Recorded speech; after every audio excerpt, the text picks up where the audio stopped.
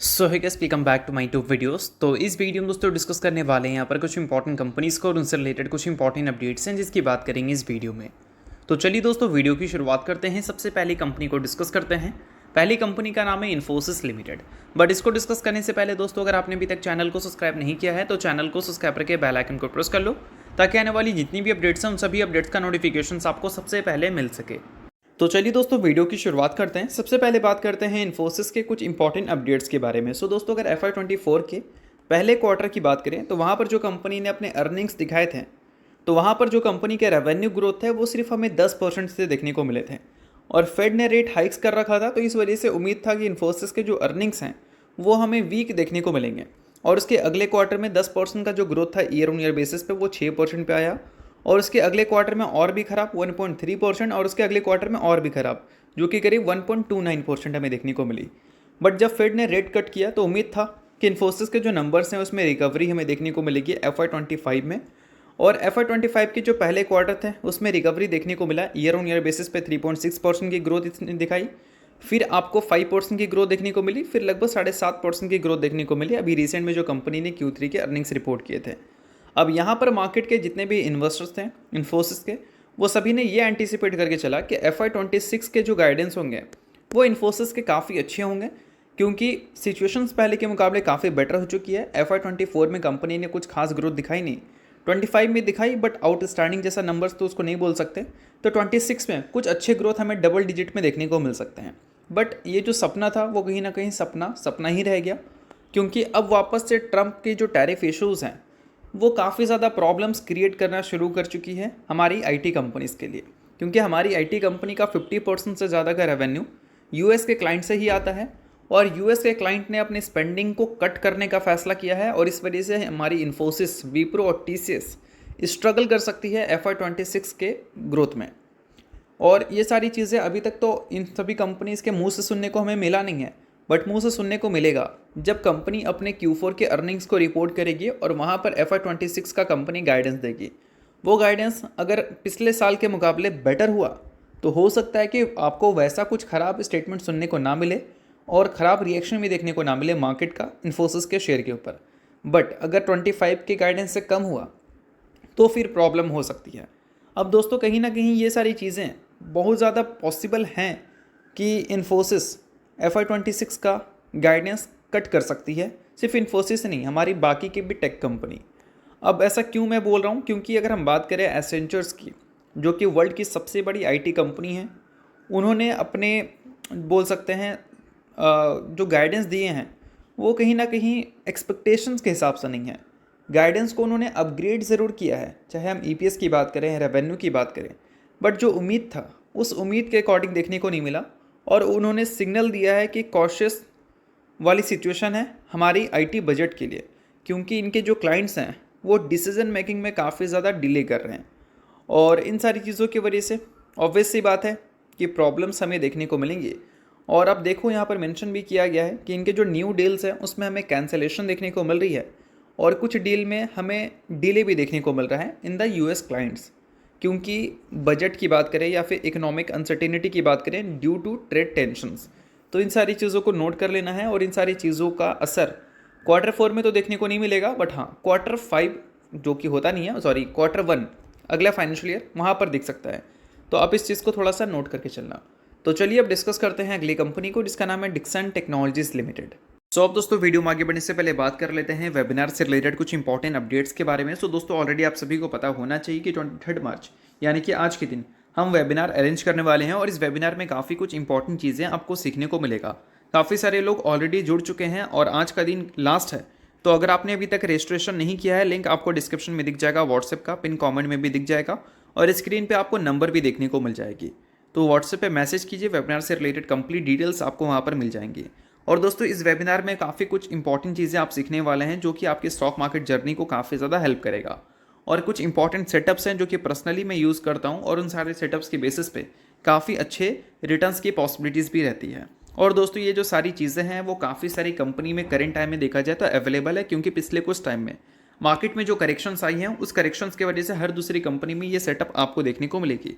तो ये सेटअप अगर आपको सीखना है तो लिंक आपको डिस्क्रिप्शन में दिख रहा होगा व्हाट्सएप का, लिंक के थ्रू जाकर आप व्हाट्सएप पे मैसेज कीजिए, वेबिनार से रिलेटेड कंप्लीट डिटेल्स आपको मिल जाएंगी। आज के दिन ही ये वेबिनार अरेंज करने वाला है, तो फटाफट करिए, ज़्यादा डिले मत करिए। अब देखो दोस्तों, पिछले कुछ टाइम में डिक्सन टेक्नोलॉजी का भी परफॉर्मेंस नो डाउट आपको ख़राब ही देखने को मिलेगा। ख़राब मार्केट की वजह से 26.6% की फॉल इस कंपनी में देखने को मिली। अब गिरावट ज़रूरी भी था क्योंकि इस कंपनी का जो प्राइस टू अर्निंग मल्टीपल्स थी वो हमें 200 से भी ऊपर का देखने को मिल रहा था, बट अभी current price to earning multiples 120 के आसपास देखने को मिल रही है। मीडियन पी से अभी भी ऊपर है, बट फिर भी अगर देखा जाए तो पहले के मुकाबले जो करंट वैल्यूएशन है वो थोड़ा अट्रैक्टिव ज़रूर है। अब देखो दोस्तों, पहले का जो वैल्यूएशन है वो इतना महंगा था कि लास्ट क्वार्टर में कंपनी ने ईयर ऑन ईयर बेसिस पे 117% की ग्रोथ दिखाई थी अपने नंबर्स में, और क्यू ऑन क्यू बेसिस पे भी अगर देखोगे तो गिरावट देखने को मिला था, बट ऐसा नहीं कि बहुत ही खौफनाक गिरावट देखने को मिली। ईयर ऑन ईयर बेसिस पे 117% की ग्रोथ Q3 में था, और Q2 में 133% का ग्रोथ, और Q1 में 101% का ग्रोथ।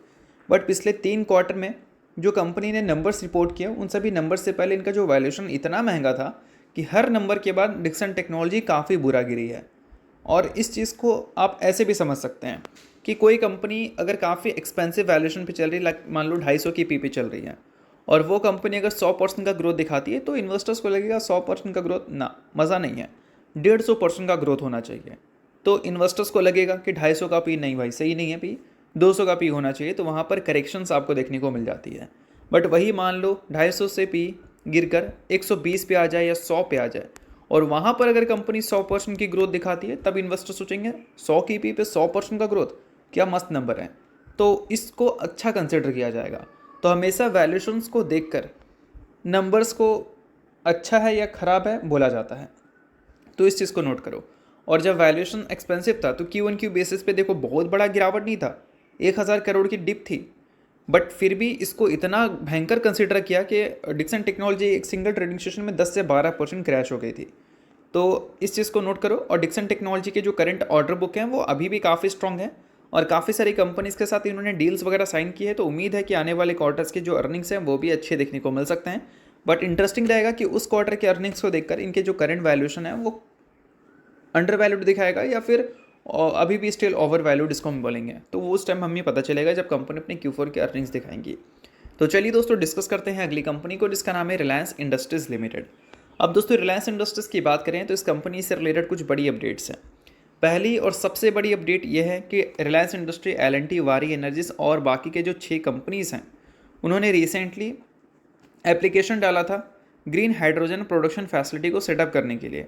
अब इनके जो एप्लीकेशंस हैं वो अप्रूव हो चुके हैं। देखा जाए तो 14 कंपनी ने एप्लीकेशन डाला था, बट अप्रूव कितना का हुआ है? 9 का हुआ है, यानी कि 9 कंपनी को लेटर ऑफ अवार्ड मिल चुका है, यानी कि LOA, यानी कि वो सेटअप कर सकती हैं ग्रीन हाइड्रोजन फैसिलिटीज़, जिस पे रिलायंस इंडस्ट्रीज़ काफ़ी पहले से ध्यान दे रही है और इस पर कंपनी बड़ा इन्वेस्टमेंट भी करने वाली है।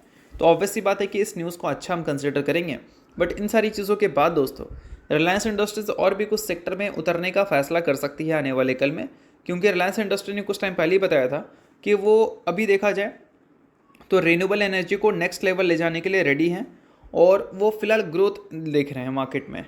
और ग्रोथ के लिए उन्होंने कुछ न्यू मार्केट को भी चूज़ किया था, जिसमें एक मार्केट था, बोल सकते हैं कैंपा कोला, जिसमें उतरी, यानी कि बेवरेजेस मार्केट में। और कैंपा कोला के वजह से रिलायंस इंडस्ट्रीज़ को बहुत बड़ा बेनिफिट तो नहीं हो रहा है, बट हाँ, फ्यूचर में अगर उस मार्केट का एक अच्छा मार्केट शेयर इसके पास होगा तो कहीं ना कहीं इसके बैलेंस शीट को थोड़ा सा कंट्रीब्यूशन वहाँ से भी मिलता हुआ दिखेगा। और अभी दोस्तों फिलहाल रिलायंस इंडस्ट्रीज़ का एम ये है कि वो रिन्यूएबल एनर्जी को नेक्स्ट स्टेज तक ले जाने वाले हैं, और एक तरह से देखा जाए तो लार्जेस्ट डेवलपर बनना चाहते हैं वो रिन्यूएबल एनर्जी प्रोजेक्ट्स के लिए इन द कंट्री, यानी कि पूरी इंडिया की बात हो रही है। और ये जो नंबर है लार्जेस्ट डेवलपर का, ये कितना बड़ा नंबर है?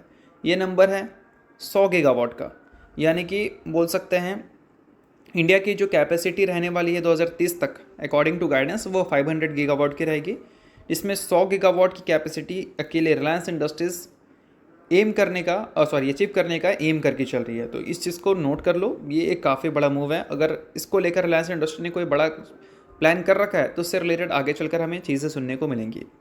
तो चलिए दोस्तों, डिस्कस करते हैं अगली कंपनी को, जिसका नाम है कोफोर्ज। रिसेंटली दोस्तों कंपनी ने 1:5 के रेशियो में स्टॉक स्प्लिट का अनाउंसमेंट किया था, जिसमें कंपनी एक शेयर के बदले अपने इन्वेस्टर्स को 5 इक्विटी शेयर देने का फैसला की थी। सो अगर आप कोफोर्ज के इन्वेस्टर हैं तो इस चीज़ को नोट कर लो, काफ़ी अच्छी न्यूज़ आपके लिए। इन्वेस्टर नहीं है इस चीज़ को इग्नोर भी कर सकते हैं, न्यूज़ थी इस वजह से मैंने बता दिया। बाकी किसी भी तरह का रिकमेंडेशन नहीं है। तो चलिए दोस्तों, ये वीडियो यहीं तक था। आपको तो वीडियो आपको अच्छा लगा, वीडियो चला लाइक कीजिए, पहली बार सब्सक्राइब कीजिए। वीडियो देखने के लिए बहुत बहुत शुक्रिया।